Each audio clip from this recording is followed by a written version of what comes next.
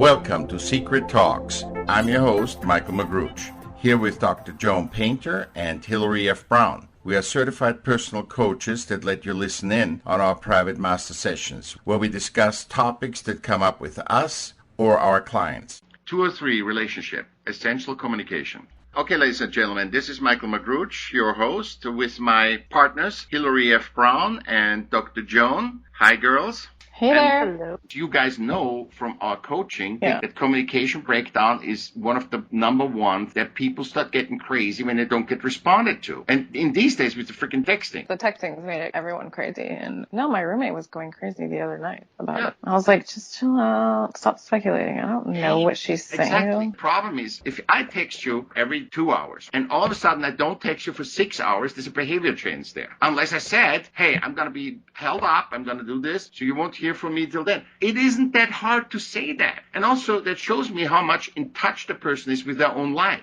If you cannot say, hey, my responsibility is to Hillary, we text at least once in 3 hours, and I cannot do that, I will tell her I have a headache or I'm sick or I feel not like talking, which is completely okay with me. To say I don't feel like talking to anybody, I need to regroup, let me call you in 2 days. Absolutely fine with me because you responded to me and said that. And there shouldn't be any problem saying, you know what, I want to have a day by myself. I need to regroup. I need to think about it. That's acceptable. But it has to be said. And the problem is we act on it, but we don't say it. I think that's true. I agree. Acting on it, but we don't say it. And I think that's the biggest thing about all relationships is the lack of communication. But it's how many people do a pact and reinforce that pact when it's broken. Yeah, I mean, one time years ago, my boyfriend was MIA for a minute, and I was at his place, and there was nobody there. And there's usually like his family, because I live next to his parents in another place, and there was nobody around, and I totally freaked out. I had a panic attack practically. I was like, what's going on? When you love somebody, Hillary, you want that person in contact with you. It's not that they don't call you, because I said it's not a problem to say, hey, I'm going to be gone for 6 hours or a day or 2 days. No problem. My friend goes fishing for 3 days. He says, honey, I'm not going to talk to you because I don't have an internet. So he's gone for 3 days. Absolutely no problem. It's not that you don't call. It's the behavioral change that the other person doesn't know. If you're responsible for this relationship, which is a responsibility, is a part of love, being known, making yourself known is a part of love, you say, I will not do this, and be responsible so the other person doesn't have a fear of losing you or having this relationship sabotage. If you don't sabotage this by not saying it, she might sabotage this by making stuff up in her brain. Her misunderstanding will create a problem, and then she projects that on you, and then she creates it. She might make something up that she thinks, you do, and will not trust you, and will then have a bad energy towards you, and then you won't like her that much. All this stems from non-communication. When somebody changed that not calling, just fears of abandonment. Yeah, I agree with that. And you imagine all kinds of things in your mind that are not going on to drive yourself crazy. I hate rules, but I think they have to be said. When I am texting you, you don't have to text right away back, but I want to hear from you in 24 hours, unless you had an accident or anything that happened. Because I see when I coach people are reacting when a guy doesn't text back within 2 hours. Communication rules, then everybody knows, don't freak out because our rule says this. And don't make assumptions because our rule says that. I mean, you could say something casual to somebody about it, but I don't think there's any casualty about it. Hillary, if you cannot respond in a responsible manner, then any relationship is not with. Well, it's not going to work out, is it? No, it's not going to work out in a business relationship or friendship. If somebody doesn't respond to me in time, it's not going to work out. I want to be called back, texted back at least 8 hours because I assuming what had happened. If something had happened to that person, if the person has an accident, or if the person doesn't like me, I don't want to start assuming. Like I had an agreement with my wife. I said that was a part of our wedding vows. We will never walk out on any discourse that we have or any argument we have. We promise each other solemnly that we never walk out on each other. We can take break. So if we fight for an hour, we can say, let's take a 15-minute break, but then go back to the issue. And it doesn't matter if you have a presentation tomorrow or anything, because when you say your job is more important than anything you do with your partner, that says the relationship is just like a blanket. When you and I love each other and we have an argument, we sit down and we talk about it, and no matter what happens tomorrow, doesn't matter. unless you have the court meeting, I think it's easier to just talk through because it will affect how you appear in court tomorrow. If you have sorted this out with your girlfriend or boyfriend, even if you had less sleep, I think you will be better in court. And when you can resolve issues together and you know you're not going to walk out on each other, after the argument, you're closer than before. You get also more intimate because you come to a consensus. If anybody doesn't follow those rules with me, doesn't matter, client, anybody, I'm out. You don't hear from me. Okay. Any arguments against this? No, I think if it's a known thing versus an assumed. Yeah, if you don't assume, then I see this happen so many times too. Somebody will start a conversation and it's a blaming one, and then they purposely set the other person up to go, whoa, what's going on here? And they don't get back with them. And the other person writes to them or texts them and said, hey, I don't understand what's happened here. What's going on? And the other person doesn't respond. It's like, really? That's what I'm saying. There should never be a non-responding. Mm-hmm. If you're going to start something in a conversation, finish it. what if you don't like the person anymore? Then you say, as much as I hate it, I don't want to be with you anymore. Or you're still being responsible. Because what you're saying is this person doesn't count. This person counted, and this person is still counting as much as you. Don't do upon others what you don't want to have done to yourself. How would you like that if somebody all of a sudden doesn't call you? It's so much easier if somebody says, you know what, it's over, than if somebody just disappears. I think that is about the lowest low that you can give somebody. If they call you or they text you or whatever, and then you can just let them know then, this just isn't working out for me. Exactly. And you don't have to give excuses, and I think that's where people get into trouble. They try to give excuses, well, this is going on and blah, blah, blah. You don't owe them a reason. You just know in your heart of hearts that this isn't working and this isn't where you're at right now. You're right. You don't have to give a reason because that partner kind of knows, even if he doesn't admit it to himself, and you verbalize that, then he's checking in and saying, I can see that she doesn't like that she's over. But when you just turned off or you meet somebody else and you say nothing is kind of an abandonment. It's better to say, I don't feel the same chemistry that we have. You don't have to tell him you have a new boyfriend. A good excuse would be, I don't feel the chemistry anymore and I don't want to keep you on the hook when I don't feel the same that you feel for me. It's not what you do, it's how you are and who you are, and I don't feel any chemistry anymore, which basically is the bottom line anyway, with everything. The good coaching that we would suggest for you is to say, I don't feel the chemistry anymore, because there's nothing that you can do. When the chemistry is gone, it's gone. I think that's correct, and just being upfront and honest about it. Exactly. Being upfront and honest is the key of a relationship. Hillary. I mean, that's the other thing is people do this a lot in LA. They just drop off. You gotta have to get a clue, I think, a little bit. So who likes it? I'm not saying you like it, but that's what people do. That's actually a huge topic on all of the dating websites is why you disappeared. Number one. Mm-hmm. I used to just tell my boyfriend, call me when you get home or call me tonight. And then my boyfriend would just call me every night because that became a ritual. Okay. But if you say before, in case of an emergency, if something comes up, our loved one isn't hurt, isn't worried. If I'm keeping worrying about you, I'm creating an aversion against you. I think that's a good point to make is when you worry, then you create that negativity.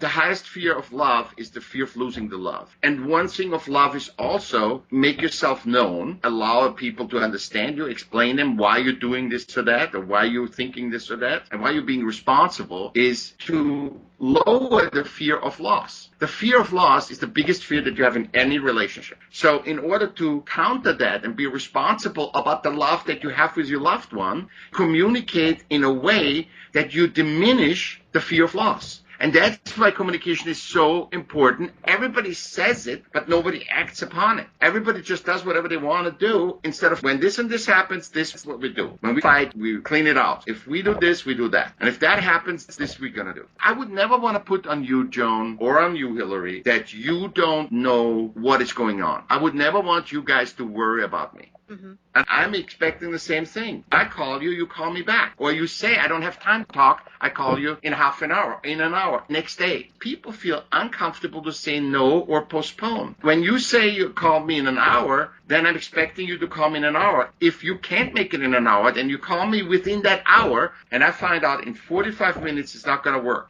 I pick up the phone for a second or text you and say, it's going to take another hour. I don't want you to sit at the phone and wait for me. Right. Because if I do that, then I feel disrespected, I feel abandoned, and it's a natural thing. Because I'm believing you, I'm trusting you, and it's a break of trust, it's a break of love. It's a break of everything. I sometimes put my timer on when I promise somebody.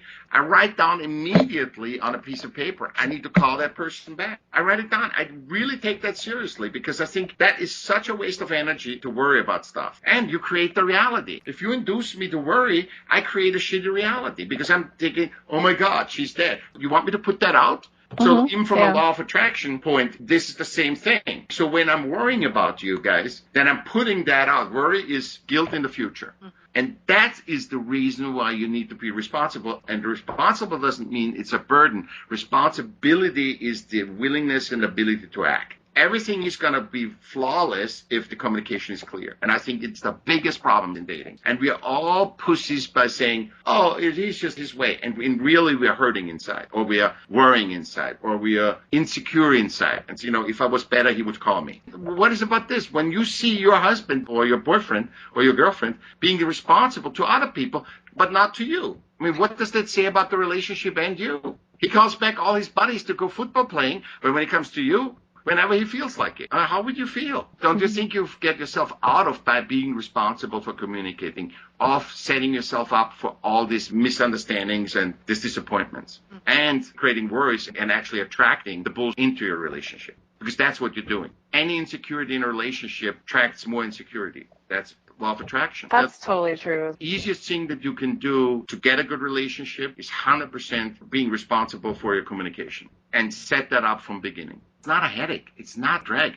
I'm responsible like this for 30 years. I have no problems. The problems literally disappear with people. And especially like in LA where all of us are super busy and running late and the traffic sucks. Exactly. We have to be like, I'll tell people, I'll text you when I'm leaving.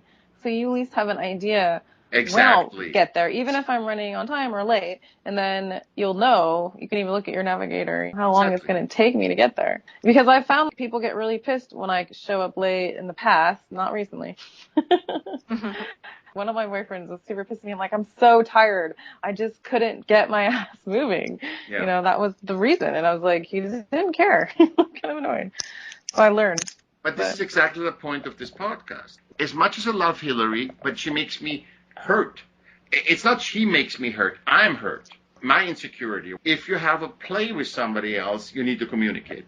You just have, if two vibrations are going together to do something, they have to have some kind of communication of where they're going, when they're going, what they're doing, to meet up, to have a rendezvous, to have some fun. When there's a tsunami, all the animals go on top of the mountains. But it seems like we humans have lost that. We act as if we do, but then our ego comes in and says, oh my God, she's not showing up, blah, blah, blah, blah. She doesn't like me. What did I do wrong? She really doesn't care about the relationship. Guys are worse than women. When a woman doesn't show up, because guys are so sensible, it's instantly, oh my God, she doesn't like me. What did I do? Is she going with another guy? I think it's important that everybody says what they want. Everybody has the right to say what they want and how to feel safe. True. If I don't feel safe with you, I got to say what I want in order to feel safe. And if you don't feel safe with me, you got to say what you want and not say anything and being so afraid that you're not going to get me. All you can do is be you. I always tell this in my art class. There's nothing else you have impact on other than you. And you are the only one that has control over yourself. So you need to make sure that you feel safe. And you cannot know what somebody else needs to be safe. And you have to accept that if somebody else tells you, hey, I want to be safe too, and that's what I require. Till it gets better and better, and you can always renegotiate. Like I said, with the responsibility of meeting, or if I say I'm going to meet you in an hour, if I can't do it in 45 minutes, I send a text or a call and say, give me another hour, or let's talk tomorrow. Yeah, I agree. I think that's it right there. Think about how it would affect others, and if it would affect others, it would affect you anyway. Okay, bye, Joan, and bye guys. Thanks, you guys. Thanks so much. For more information, go to michaellm.com. That's Michael with double L, MICHAELLM.com. On the upper right-hand side, click on Wellness Team. If you like this show, please pay it forward by sharing it with your friends and like it. Thanks to my colleagues, Hillary F. Brown at hillaryfbrown.com and Dr. Joen Painter at drjoen.com. I'm your host, Michaell Magrutsche. Thanks for listening.